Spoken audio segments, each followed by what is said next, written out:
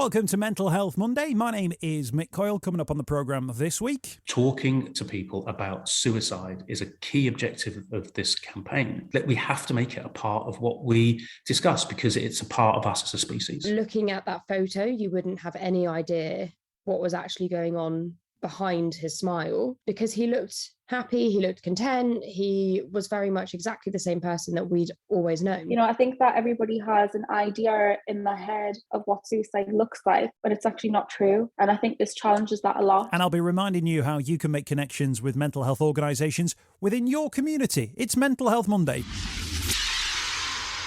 Thanks for downloading the podcast. Thanks for checking out Mental Health Monday this week. Really emotional, this one, and I hope that maybe if you've been across social media in the last week or so at the time of recording for this one, you'll have seen details of Calm's The Last Photo exhibition. Now, the team that I work with, the Bauer Media organisation, which has radio stations, magazines across the country, teamed up with Calm to help promote this, to make sure that people were seeing it and to change the conversation around suicide. And I was lucky enough on launch day to be down in London to go and see this exhibition down at London's South Bank. It's really, really powerful and really, really emotional. I'll get some images up on the links to the podcast so you can see this for yourself. There's some video content for that too. And of course, links to the services that Calm have put up with the campaign. thecalmzone.net is the website to find out more information. There's a helpline on there. At the end of the podcast, I'll include the regular link to all those other services that are available out there. But there's a real hope that this campaign, which focuses on the images, the last taken photos of people just before they died by suicide, I'm talking days and weeks, we hope that that really opens people's eyes to the fact that suicidal doesn't always look suicidal. That's a really, really important message to take home from this week's Mental Health Monday.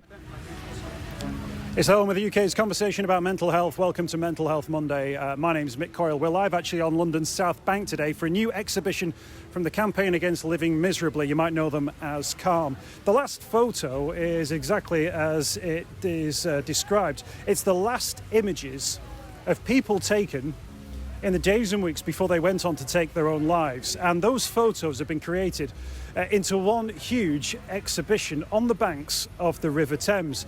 And I've got to tell you, it's really quite something to see. Each of these images shows, for instance, Kieran, 28, a dad with a young child. You've got Sophie, 21, on her birthday, or Peter, 58, who's larking around in a pub. Each of these people went on to, in the next couple of days, take their own lives. Each of these people died by suicide. And what the last photo is about saying to people that suicide doesn't have a face that you will recognise from a textbook or from a Google search or someone with their head in their hands. You do not know when someone is feeling suicidal. Any of these images could be on your Facebook group of someone having a great time, and yet each one of them comes with a tragic story, a heartbreaking message.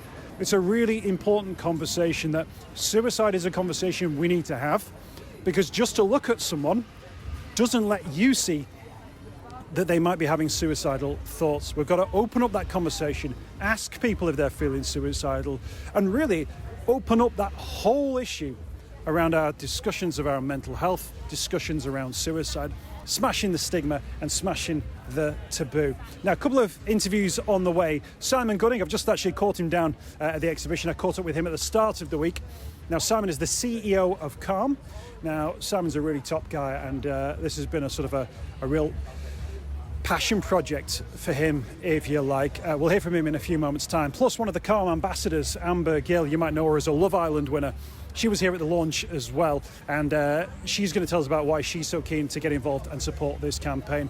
I'll put a link to the images and the Calm resources around this at the bottom of the podcast, because you really do need to see them. And I'll get a video as well up on social media so you can see what these images are about. But hashtag the last photo and at the Calm Zone on social media. First and foremost, let's hear from the Calm CEO, Simon Gunning, who told me why he was so passionate about this and what he hopes to achieve with the exhibition.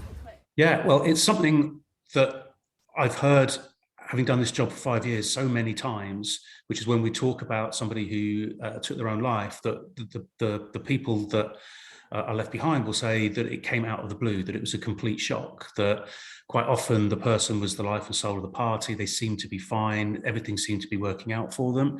And this happens again and again and again. And at the same time, you see a lot of organizations or a lot of kind of very well-meaning people talking about spotting the signs and trying to give people an ability to prevent suicide by understanding its imminence.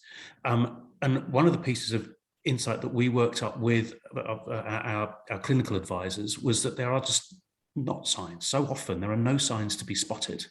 And so we wanted to raise that as an idea, but not in any way create this kind of sense of panic, because, oh my God, what about my mum? What about my son? What about my friend?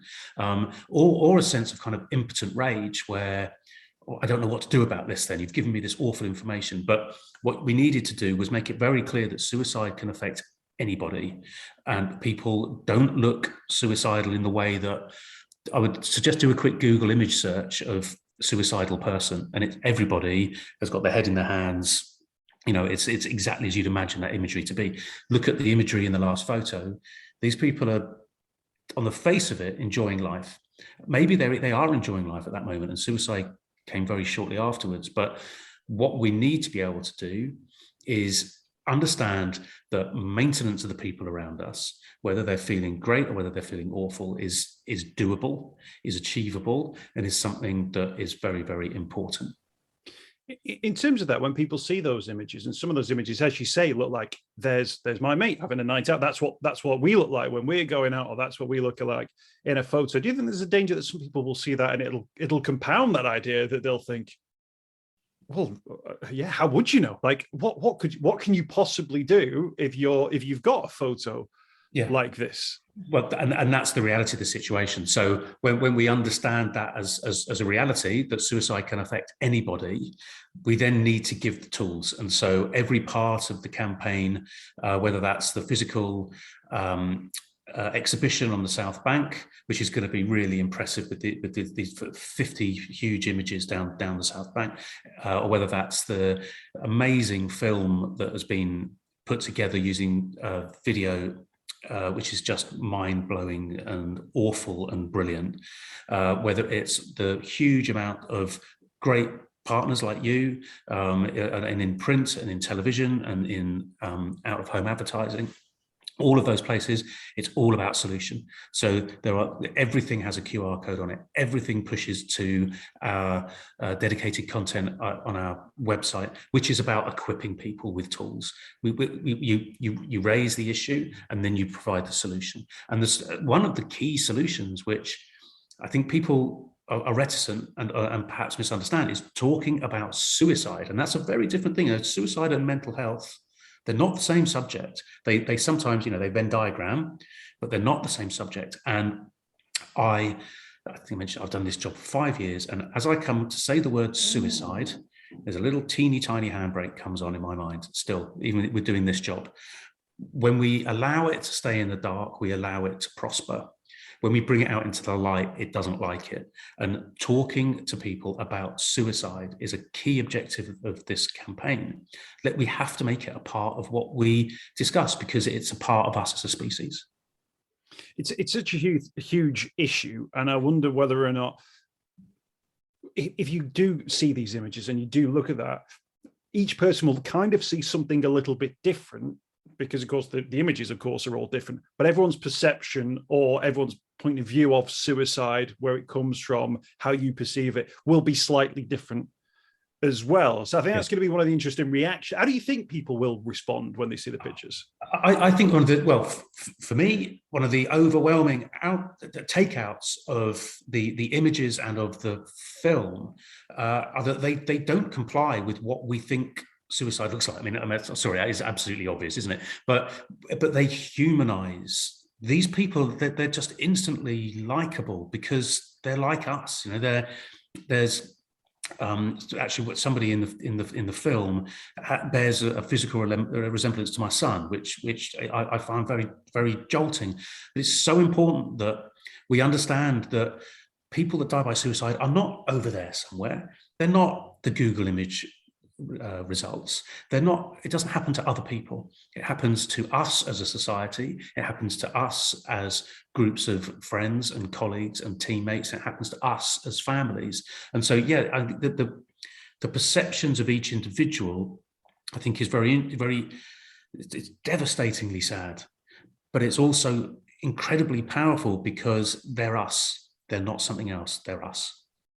You can completely understand if a family member lost a loved one to suicide, that they would sort of, close the front door and decide, to live in, their own world. And yet so many have come forward with these images, these bittersweet images, and they speak, the families who put that forward, they speak proudly of the person who's in that photo, and yet that photo is the last photo. So there's incredible strength in the families getting involved in this and laying out their own They've been an inspiration the whole way through it. They're absolutely incredible. One of the things, I think the most fierce supporters of Calm are people who have been tragically bereaved by suicide, and their motivation is almost always the same. They don't want anyone else to experience what they've experienced, and it's hugely inspiring to see these people who have suffered the worst thing in the world. I can't think of anything worse. But kind of losing your child, for example, must be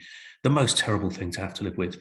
Yet to turn that devastation through anger into motivation and a willingness to put that picture into the national conscience, where a huge issue over the years has been the shame that's associated with suicide, people crossing the road to avoid the families left behind. That we still carry this idea as a society of suicide as being, the whole term commit suicide comes from it when it was criminal, and there are still elements of that, the whole taking the easy way out kind of thing that you still see in scripts and stuff. These people are just absolute superheroes in coming out of that darkness and they're only trying to help other people. That's all they're trying to do. And actually, I can almost feel myself going a little bit, because that they've also expressed throughout this very long process, this has been going on for a long time, the campaign, putting it together, they've expressed recently, as we come to the end, that they've found it inspirational themselves, and they've taken some joy from it, which is just a wonderful thing. Absolutely. And I guess as well, the way that they then talk so positively about the conversation around suicide, what we need to do, I guess, as a society is shift that to the everyday Joe or Joanne who has not been affected by suicide, and I'll say not been affected by suicide yet, that conversation is an openness to say, let's talk about this. This is a really important issue because it affected us. That's what I think where we're at in terms of that conversation, just to pick it up and place it on the other side of a line, which means that people then talk in a preventative way rather than a reactive way. It's 125 people a week, and every suicide affects more than 140 people. It's massive impact on society. COVID has maybe slightly twisted our perception of numbers in that kind of context, but 125 families, groups of friends, groups of colleagues, teammates, mates, are affected. It's again and again and again. And we at Calm, I think, have now really sharpened our focus on the fact, as you exactly put it, we've got to pick it up and move it over a line. We have to talk about it. It's like there's a tumor and we're not going to the doctor. We're just ignoring it. We're just thinking, well, if I don't look at it, it won't get any worse. And the truth of it is that if we do look at it, if we do talk about it, it will get better. We will be able to prevent suicide by talking about suicide. Simon Gunning there, Calm CEO, here live from the banks of the River Thames today at the Calm The Last Photo exhibition. Simon is the boss, but the real sort of true heroes of this exhibition are the families who've come forward and so bravely spoken about their experiences and offered up these photos and images so that we can see what their loved ones look like.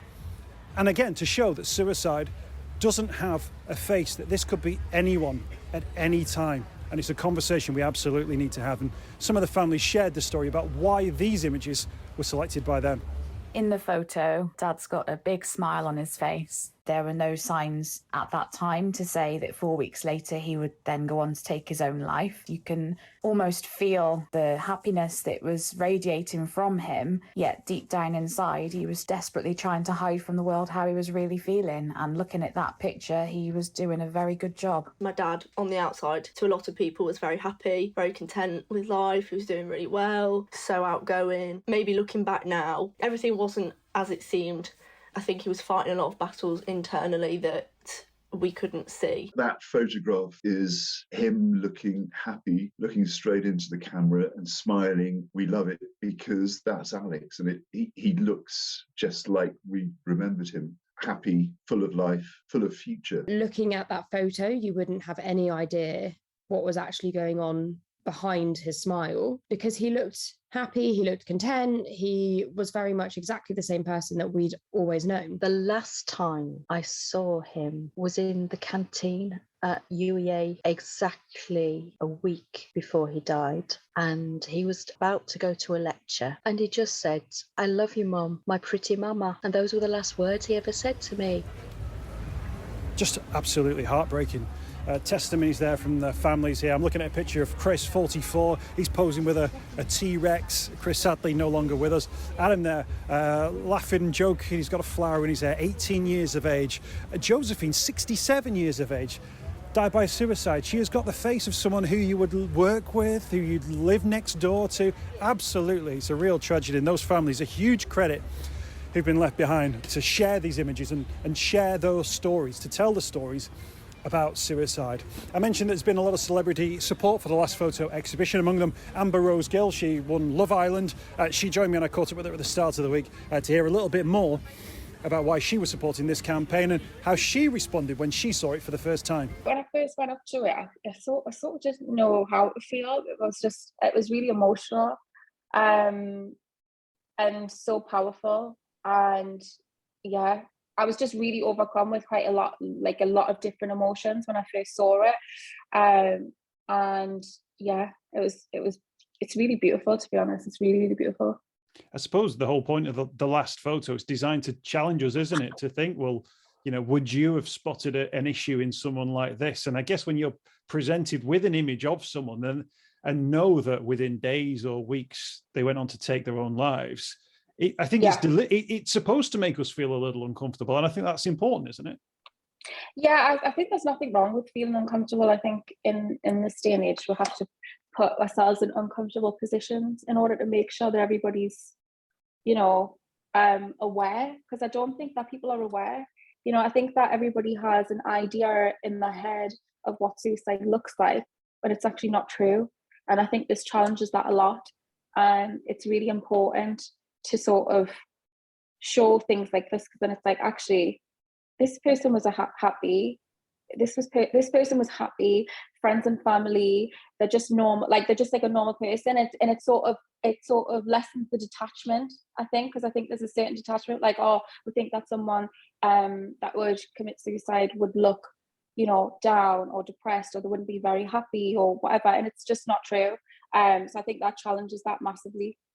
It goes to show as well, doesn't it, about how we're sort of programmed to see suicide or view suicide as a certain thing. And I guess that's come from sort of incorrect portrayal in the media, or just sort of lack of education around it.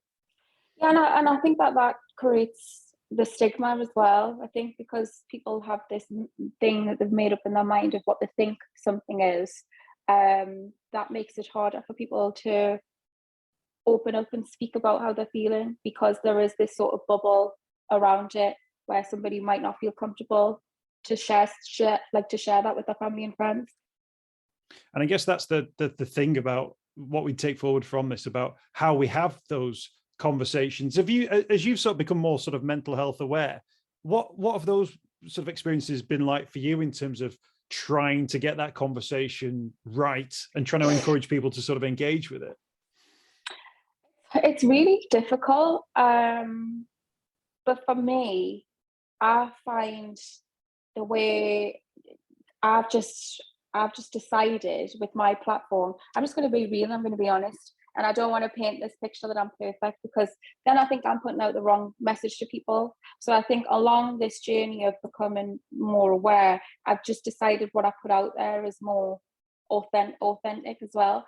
And with us doing that, there's less pressure as well. So I kind of felt relieved of the pressure. Okay, I don't have to be perfect because nobody expects me to be now. And then I just find it easier to share things. And I think social media has a big part to play in that. It has a huge part to play. But yeah, for me, it was just about being my authentic self. I'm human, and there's nothing impressive about being perfect. To me, I don't think there is. And how do you think people have responded to that, and how do they respond to a post where it shows the real you as opposed to sort of the photoshopped version, or whatever it would be, the filtered version? People love that from me, and that's what they expect from me now. And I think that people think that I'm their friend, and I'm glad. I want them to think that, I don't think that they think of me as like this, big personality or celebrity or influencer or whatever. It's just like, oh, it's my mate Amber posting photos of like whatever the hell she's getting up to at the minute, which is nice. It's quite freeing to be in that position, because I know there's other people that are within my industry that sort of feel a real pressure to sort of be perfect. Sure. And you can kind of understand why, because it feels like in a day where, saying the wrong thing or doing the wrong thing, and you can lose that sort of influence, or people can, switch off from you. So you can kind of understand that pressure, particularly, when we're in this sort of fickle social media world at the same time. Let's come back to the last photo exhibition. What do you think people will take away from it when they go and see those images? I think it just brings a sort of connection in a way. Like I said, it's lessening the detachment away from it. But I think that for me, and I hope for everybody else, that it'll just challenge them to rethink and reframe their thinking around suicide. And that's what I'd like to hope to see. And that's the hope will happen. But that's kind of what happened to me. But I think because I work with Calm, I sort of know already. I kind of was on that path already of knowing. So yeah, I really, really hope that people come away from that and think, actually, I need to reframe my thoughts around suicide. And I think in people doing that, it'll just lessen the stigma and open the doors for it to be a conversation, an easier conversation. Absolutely. And obviously working with Carmen, sort of getting sort of educated on mental health, I was sort of surprised when I was growing up how quickly you had to be aware of suicide, because it wasn't just something you heard about on TV. It was something that was happening either within families or within local friends groups as well. I just wanted to get sort of your take on that, because it is a very real issue and people have got a lot of first-hand experience around it. So there's no point not talking about it now when it's something which is now impacting on people's lives. Yeah, I totally agree. And I know it's sort of a hard conversation to navigate. I understand. When I spoke to some of the friends and family that submitted the photos at the campaign, and it was really nice, and I just listened and I let them speak. And you don't have to put too much pressure on yourself to know what to say or ask any questions. I think just being a listener is a lot as well. I think it's I think because they knew I was there to support the campaign, they just spoke to me really candidly about everything, and I really appreciated that. Actually, I come away from it sort of feeling, I don't know, I just felt really emotional, to be honest, but in a good sense, because we're trying to make change for the better, aren't we? So yeah, but I felt really, really emotional after I came away.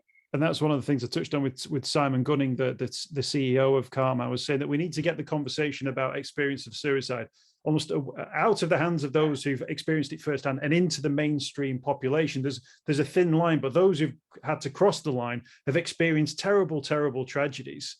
But those who haven't crossed the line yet might at some point cross the line, and will have to know a lot of information. We'll have to take on a lot of information as well. And that's a lot to ask of anybody, but we've got to start that conversation soon, haven't we?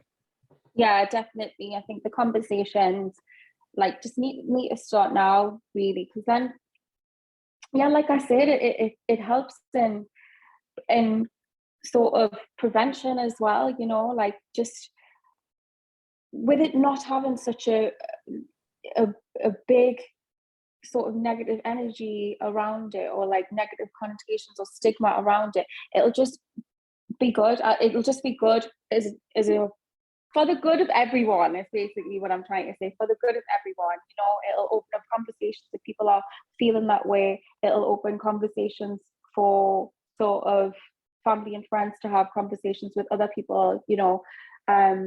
One of the things that I did say that I really liked about the campaign is it really did bring people together, because I was looking at some of the friends and families that were connecting around their photos and explaining. And that was really, really nice to see. And I was watching that and I thought that was really, it was as if it was like a safe space. And I really like that. And I just want that for everyone to feel like that, you know, especially like you say, in mainstream media, it's important. Absolutely. And some stats that came out as part of the campaign were based around the fact that, you know, more than half of us don't know what to say to someone when it comes to their mental health, or wouldn't know to ask if their friends were suicidal. And yeah, that question, are you suicidal, is a question that now all the experts say we should sort of work into our conversations, that we shouldn't be afraid to mention the word suicide, because in not mentioning it, you might be, you know, preventing a door from opening to someone who might otherwise talk about it and say, I am feeling that way. Can you help me in some way, shape or form? I think it all happens with baby steps. I don't think it's this huge jump where all of a sudden you don't know anything and then now you feel so confident. I think it's just taking small steps, like, you know, going to look at the campaign and just sort of getting more knowledge surrounding the situation. But I think it's all about baby steps, and I think in doing the baby steps, then that's what's going to create like a bigger change within sort of the wider world in the mainstream media. People shouldn't really pressure themselves to now all of a sudden feel like, yeah, I need to be an expert, but just take those steps that are slightly uncomfortable, but just small steps that are just going to help to make that big change. Can I just finally, just in regard to Love Island, I was talking to Tyler Cruikshank a few weeks ago, and it's interesting how a show which is based on, you know, the format of Love Island has actually become a focal point for this discussion around suicide. And actually, a lot of the former contestants, given what's happened to some of the former contestants as well, you guys have become really strong sort of mental health ambassadors and sort of advocates as well. It's maybe a role you weren't expecting to take on, but I guess sort of life's thrown that at you. Yeah, it definitely wasn't a role that I thought that I would be taken on, or that I would be an ambassador for a charity like Calm. I'd never ever thought that, because before I went on Love Island, I was sort of oblivious. You know, I was just oblivious. It wasn't really something that you could talk about, oh, I feel like this and I feel this sort of way, or like, what can I do? It was just like, you just get on, work, that's it. Like, it wasn't really a thought in my brain. Then after I came off Love Island, it was really interesting, because that's when I felt like I was started to suffer a bit more. Like, that's when I started noticing my sort of anxiety and things like that. And then so naturally it just sort of flowed, because I felt like I had more experience and I had a platform, that it just became that way. But I wouldn't have it any other way. I think it's really important, and when I was younger, I would have liked to have someone like us talking about these things, because it's okay to talk about, you know, which it just wasn't the thing. Like, it just wasn't the thing. And actually, I think generationally, there'll be a younger generation now who will grow up in that world where they're sort of celebrities or the peoples they look up to have always talked about this. I always remember this. I went into a school and I did this talk about like stigma, and they were going like, why do you keep talking about stigma? And I was saying, because this is the thing that's been holding us back. And they're going, yeah, but I didn't know there was a stigma, but now you've told me there's a stigma. Maybe it's made me wonder whether or not I can talk about it in the open world. And I was like, oh my gosh, it's completely the wrong thing there. But I was framing that around because nobody, mental health didn't exist. There were like lunatics or madmen. There was that sort of stuff. Or there was like people dying by suicide was like, you'd hear a rumor about somebody, like, but no one would talk about it, and no one would go, well, why? What happened? What do we need to know? Does the family? None of that took place. It's all actually this new generation, I think, are growing up where they're going, well, you can talk about this stuff now. And it's the norm. yeah, it's in the know, you say, how do I really feel, and be honest. And I think it's so important. It's so important. Because when I was younger, I probably did have anxiety, but I didn't realize what it was at the time. I didn't know. I had no idea. So I think it's important, especially for the younger generations, to be really self-aware and like just look after yourself and take care of yourself, because now I was struggling in school and I didn't know what the hell was wrong with this. I thought I was just a bit weird. So yeah, it's important, but hopefully that's what will happen throughout the generations, and then we'll just be conversing about every topic with no stigma. I'd like to hope. Exactly. But with baby steps, as you say, it's baby steps Definitely. towards that. Definitely. Well, Amber, thank you so much for your time today. Really appreciate it. And thanks for speaking to us. Thank you. That's Amber Rose Gill from Love Island. Thank you for her time as well.